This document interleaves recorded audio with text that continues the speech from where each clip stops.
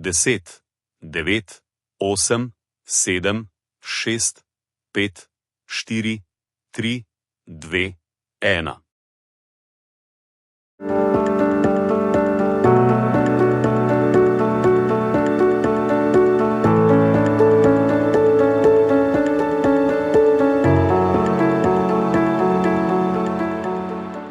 Potres u Zagrebu 2020. godine. To je priča koja je u samo nekoliko sekundi zauvijek promijenila lice grada. Ali ono što je uslijedilo pokrenulo je čitavu lavinu pitanja. Pitanja o solidarnosti, o odgovornosti i na kraju o samoj obnovi. Idemo zajedno proći kroz ključne trenutke koji su obilježili jednu od najvećih kriza u modernoj povijesti Hrvatske. Sve je počelo u nedjelju 22. ožujka 2020. Bilo je točno 6 sati i 24 minute ujutro.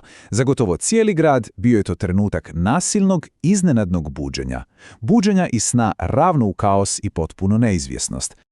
Magnituda potresa 5.3. Sad, možda taj broj sam po sebi ne zvuči strašno, ali treba zamisliti što on znači u gusto naseljenom gradu, punom starih povijesnih zgrada. To je bila sila i više nego dovoljna da ostavi zaista duboke i, nažalost, trajne ožiljke. A da bismo stvarno shvatili razmjere ovoga, moramo malo zaviriti u povijest. Znate, ovo nije bio samo još jedan potres. Bio je to najjači udar koji je Zagreb osjetio u dugih 140 godina, još od onog katastrofalnog potresa davne 1880. godine. Dobro, idemo sad zaroniti dublje u taj dan. Kako je to sve izgledalo? Vratimo se u te prve kaotične sate, u trenutke kada se grad probudio pod udarom sirove snage prirode. Što se zapravo događalo duboko ispod zemlje? Pa geolozi su objasnili da je uzrok bio takozvani reverzni rasjed u sustavu Sjeverne Medvjednice. Sad, najjednostavnije rečeno, to je kao da su se dva ogromna bloka zemlje sudarila, a jedan se pritom gurnuo preko drugog. I baš taj pokret oslobodio je nevjerojatnu razornu energiju. Epicentar je bio opasno blizu, samo 7 km sjeverno od samog srca grada. Intenzitet je službeno klasificiran kao vrlo jak do razoran. Ali, znate, šok nije stao na tome. U tjednima koji su slijedili, zabilježeno je više od 100 manjih naknadnih potresa, a najgori od njih, magnitude 5.0, udario je manje od sat vremena nakon onog prvog, glavnog udara, ponovno sijući strah. I onda, iza svih tih brojki, analiza i procjena, stoji ona najtragičnija posljedica od svih. U potresu je, nažalost, život izgubila jedna 15-godišnja djevojčica. Još 27 ljudi je ozlijeđeno. I to je ta ljudska cijena o kojoj govorimo. Gubici koji se nikada ne mogu izračunati u novcu. Ali, kao da sam potres nije bio dovoljan, ova se katastrofa dogodila u jednom od najčudnijih i najizazovnijih trenutaka modernog doba. I to nas dovodi do priče o krizi unutar krize. Potres usred globalne pandemije. Sjetimo se samo na trenutak kako je izgledao ožujak 2020. Cijeli svijet je bio u lockdownu. Ulice su bile sablasno prazne, pandemija koronavirusa bila je na svom vrhuncu, a mjere socijalnog distanciranja bile su izuzetno stroge i obavezne za sve. I to je stvorilo jednu potpuno nemoguću dilemu. Službeni apeli su glasili, citiram, građani trebaju ostati na sigurnoj udaljenosti zbog trajuće pandemije koronavirusa. Zamislite tu situaciju.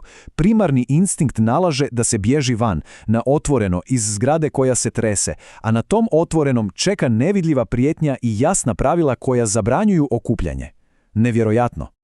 Nakon što se tlo konačno malo smirilo, a ljudi se suočili s tom dvostrukom prijetnjom, počeo je onaj bolan proces, zbrajanje štete. A ožiljci na licu grada bili su i ogromni i, nažalost, jako skupi. Procijenjena šteta, brojka je zapanjujuća. Nevjerovatnih 5,6 milijardi eura. To je iznos koji je teško i zamisliti. Bio je to financijski udarac od kojeg će se i grad i cijela država oporavljati desetljećima. A gdje se ta šteta najviše vidjela? Pa u više od 26.000 oštećenih zgrada.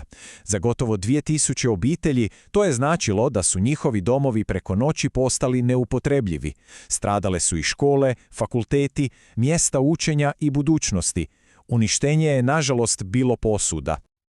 Ono što je posebno boljelo bio je udarac na kulturnu baštinu. Svi se sjećamo slike vrha južnog tornja Zagrebačke katedrale koji se odlomio. Urušio se i krov zgrade Hrvatskog sabora.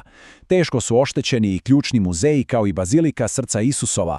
To su bili udarci u samo srce identiteta grada. Možda najbolje taj osjećaj gubitka sažima ova izjava tadašnje ravnateljice Hrvatskog povijesnog muzeja. Njihova zgrada više nije statički sigurna. Ovdje se ne radi samo o ciglama i žbuci, radi se o gubitku mjesta koja čuvaju našu zajedničku povijest. Suočen s takvim gubicima, grad je morao reagirati, i njegovi stanovnici naravno. Ali taj odgovor je vrlo brzo otkrio dvije potpuno različite strane priče.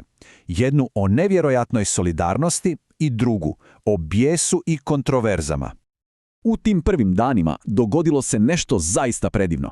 U samo 72 sata pomoć je počela stizati sa svih strana, od Europske unije, od susjednih zemalja. Ljudi koji su ostali bez domova smješteni su u studentske domove, a čak je i Hrvatska nogometna reprezentacija donirala ogroman iznos, 4,2 milijuna kuna. Bio je to jedan snažan, prekrasan val solidarnosti u najtežim mogućim trenucima. Međutim, vrlo brzo su se pojavile i prve kontroverse. Izjava tadašnjeg gradonačelnika Zagreba, Milana Bandića, izazvala je pravu buru. Rekao je da je uzrok štete zanemarivanje osobne imovine. Oni koji su ulagali u svoju imovinu dobro su prošli. Mnogi su ovo doživjeli kao direktno prebacivanje krivnje na same građane. Reakcija je bila brza i, s obzirom na okolnosti, jako kreativna. Ljudi su unatoč lockdownu prosvjeđivali sa svojih balkona. Lupanjem u lonce i tave tražili su odgovornost i transparentnost u upravljanju cijelom ovom krizom. A zašto je javnost bila toliko frustrirana? Pa pokazalo se da taj bijes nije bio bez osnove. Državna revizija kasnije je otkrila neke zapanjujuće podatke. Grad je bio u dugu od 1,9 milijardi kuna, dakle oko 250 milijuna eura. Fond koji je bio namijenjen baš za prirodne katastrofe bio je, citiram, potrošen na druge projekte. A novac od spomeničke rente jest bio prikupljen, ali ugovori za obnovu tih istih spomenika jednostavno nisu postojali. Dakle, što imamo? Imamo potres, pandemiju, val nevjerojatne solidarnosti, ali i duboko nepovjerenje u vlast. Sve to zajedno postavlja pozornicu za ono što slijedi, jedan jako dug i kompliciran put obnove. I kao da sve to nije bilo dovoljno, sudbina je imala još jedan okrutan udarac. U prosincu te iste godine, dok se Zagreb još pokušavao oporaviti, još jači potres pogodio je središnju Hrvatsku, ali je nanio dodatnu štetu i samom glavnom gradu. Bio je to zaista nevjerojatan i okrutan niz događaja. I tako, godinama nakon što se tlo smirilo, priča o potresu u Zagrebu zapravo još nije gotova. Ona ostavlja jedno ključno veliko pitanje, pitanje koje seže puno dublje od popravka fasada i krovova. Kako grad, suočen s ovakvim krizama, obnavlja ne samo svoje zgrade, već i ono puno krhčije, povjerenje svojih građana? To je izazov koji i danas ostaje.